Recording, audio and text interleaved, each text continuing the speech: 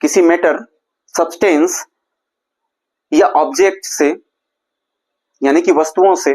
जो associated matter waves है यानी कि द्रव्य जो तरंगे हैं जिसे हम डी ब्रागली वेव भी कहते हैं, जिसके लिए डी ब्रागली वेवलेंथ का जो फार्मूला होता है वह होता है lambda is equal to H upon M V, जहां एच जो कि प्लैंक कांस्टेंट है, एम उस मैटर या उन वस्तुओं का, उन पदार्थों का मास है, द्रव्यमान है, और वी जो है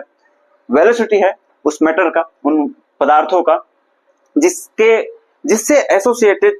यानी कि संलग्न द्रव्य तरंगे मैटर वेव्स की हम बात कर रहे हैं उसका। तो डेली लाइफ में जो हमारे आसपास जो वस्तुएं हैं, मैटर्स हैं, जो ऑब्जेक्ट्स हैं, उनके जो मास है वो ज्यादा होता है, और हम मान के चल रहे हैं कि जो वेग है, वेलोसिटी जो है वो कांस्टेंट है। वैसे तो जो रेस्ट में होते हैं, जो मैटर्स रेस्ट में होते हैं, उनसे तो डी ब्रागली वेव जो है यानी कि मैटर वेव्स जो है एसोसिएटेड होता ही नहीं है, क्योंकि लैम्डा इंफिनिटी मिलेगा वैसे कंडीशंस में। तो हम यहाँ फिलहाल मान के चल रहे हैं कि जो वेलोसिटी है वो कांस्टेंट है, वेग जो है नियत है। तो उस कंडीशन में जो लैम्डा है, जो मैटर वेव्स है, उसका जो वेवलेंथ है, तरंग है जो है द्रव्य तरंग का, वो इनवर्सली प्रोपोर्शनल होगा